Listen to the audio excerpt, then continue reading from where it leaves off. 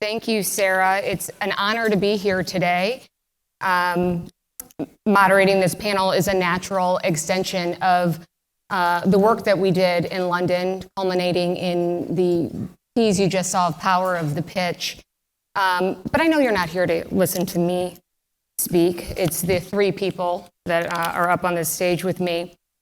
And they have plenty to say on the topic of sport and how it can be a catalyst for economic development and social change in our region. And they need no introduction, but I'm going to give you one anyway.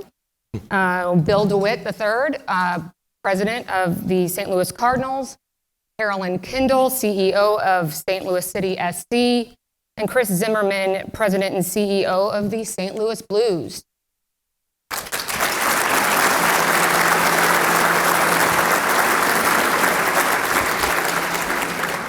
Well, thank you all for being with us today. But Bill, we're going to start with you. So the Cardinals have a long, rich history. They have fans across the country, fans across the world, and this summer they played in London. So why was that a big deal for your organization, for the Cardinals, and for everybody in this room? Why was it a big deal for our city and our region for them to play there? Well, I think you could see from the the presentation and from the discussion earlier about how we were able to leverage it in terms of being on the global stage. We sent a lot of folks over there to meet with international business types and politicians, and I think it just elevated St. Louis. You know, when you think about the leagues, we're all trying to expand internationally. Baseball's international footprint is a little different than the others, and so we're trying to take advantage of those areas where you have the baseball interest first and foremost. And certainly Western Europe is one of those. And I think when the folks in London or elsewhere in Europe think about the Cardinals-Cubs rivalry, for example, and they think about it going, back 120 plus years, that's really unique to them. I mean, their soccer clubs go way back too, but the maturation of modern sport really occurred in the U.S. at the level that we see it now and in other parts of the world. And for people to understand that history and to dig into it a little bit was something that elevated both the Cardinals and the Cubs and all of Major League Baseball. What did it mean for the players? Well, I think for the players, it was about a fun and unique, different experience. The season is very long, 162 games. It can be a bit of a grind. So in the middle of the season to take a different trip like that, and their spouses came along. We invited them along too, and they dragged them out to various events, which was great because their attendance might have been less had their spouses not been there.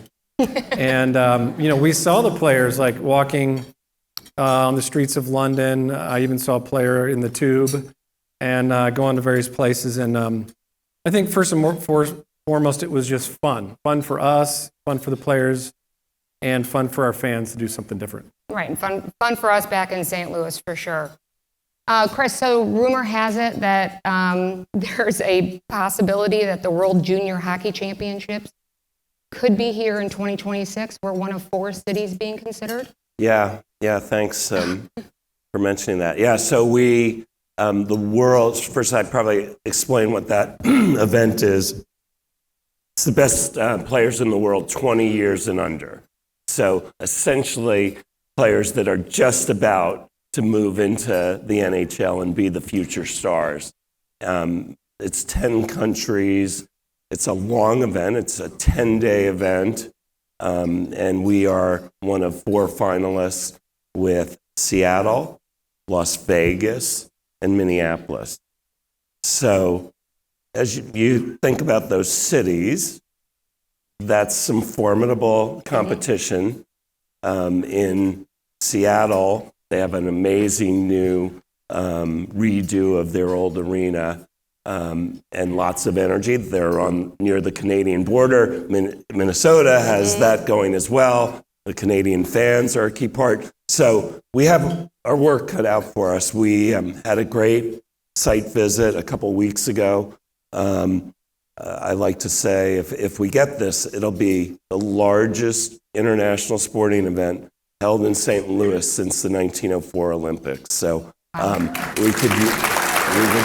love to bring that So what are you doing? What is your organization doing?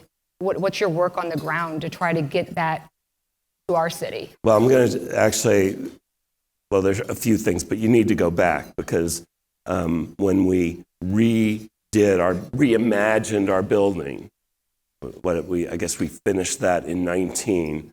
That was a real partnership between work with the city, with the county and state. Everyone was involved. And so the public-private partnership gave us the opportunity to even be at the table.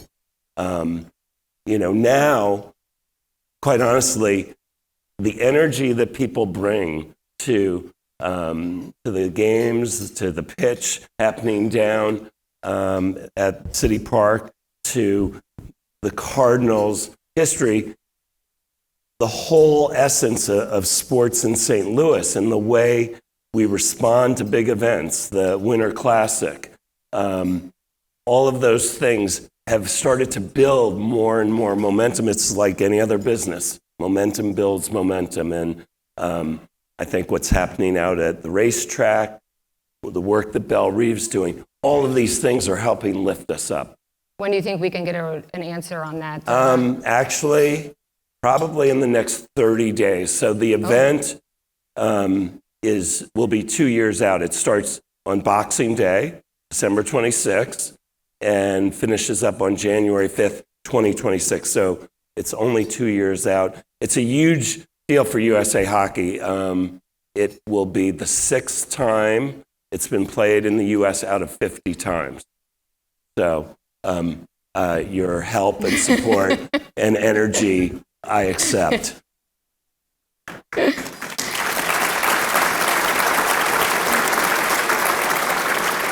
So, Carolyn, when your family decided to invest in soccer and we want to have soccer here, it was very intentional. It was very strategic to bring that particular sport here. Why? What about soccer was going to push forward the legacy that your family wanted for this city? Well, right here in the St. Louis region, St. Louis is a huge soccer town. And if you look at the talent going back to 1950, even through today, there has just been some incredible soccer players. Our academy systems are some of the best across the United States. But I think the allure was it's a very international sport. And when you're trying to recruit people, whether it's for our businesses, new business, retain the students, talent that's here, you think about if they are international, they're familiar with the sport of soccer. And so we wanted to bring something that was familiar to them.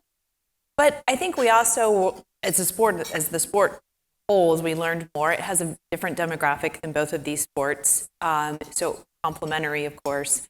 But I think we just were really excited about the potential of where it would land St. Louis from a soccer point of view back on the international map. And that was really one of the goals the whole time. It also, soccer is skewing younger, so the demographic and the interest as we try to recruit employees and people into our city, it really matches up well and is a huge asset on that sense as well. At the beginning of the program, it mentioned that this is the first time the three of you have been on a stage like this together. Is that accurate? Doesn't seem so. I feel like there should be a club. I don't know. You guys Well, get if you together. include Zoom calls during COVID, I think we're hitting the high double digits. Yeah. Does that count? Okay. You all are local ownership groups, right? And I think we have been, we know what it feels like here in St. Louis to not have an ownership group that is invested or cares about our region and our community. But we're not going to focus on that today. How important is the collaboration between you all, and what impact does that have on fans and that unity that we're talking about that sports can bring to a region? I'll jump in on that.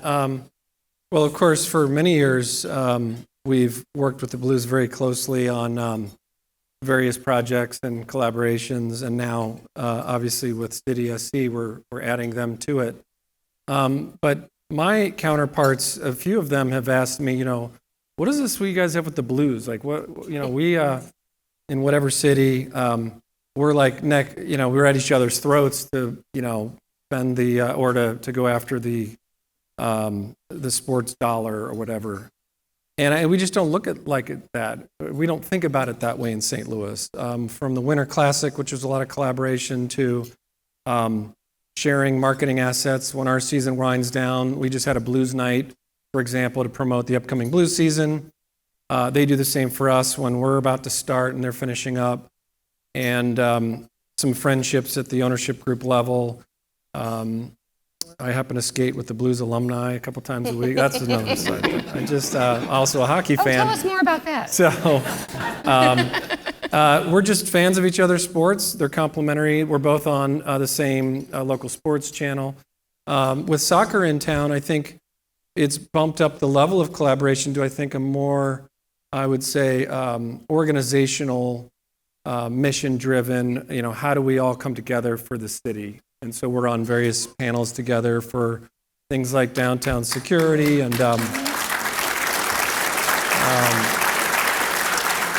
we often touch base on, what are you doing? Did you get asked to do this? Yeah. Are you doing it? No. Okay, I'm not doing it either. Did you get asked to World Trade Center event? Yeah, well, that one we all said yes, obviously.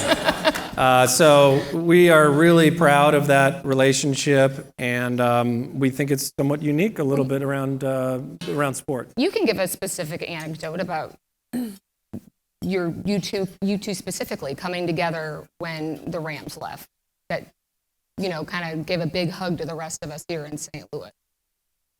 Yeah, I mean, you want to touch on Sure. that? Well, so when I arrived in St. Louis in 2014, I think that was January of 2015, when the Rams announced, I think that's right. And it really happened that day. There wasn't a grand plan that at that time we called Bill and said, would you come over and join our chairman, Tom Stillman, at center ice and drop the puck before the game? And Bill came out in his Blues warm-up jacket. Tom Stillman, our chairman, came out in his Cardinals jacket. And it was actually, to me, even talking about it, it was a really emotional moment, because our fans, it was like maybe it was their last moment of football high, or whatever you want to call it. The whole Kroenke sucks.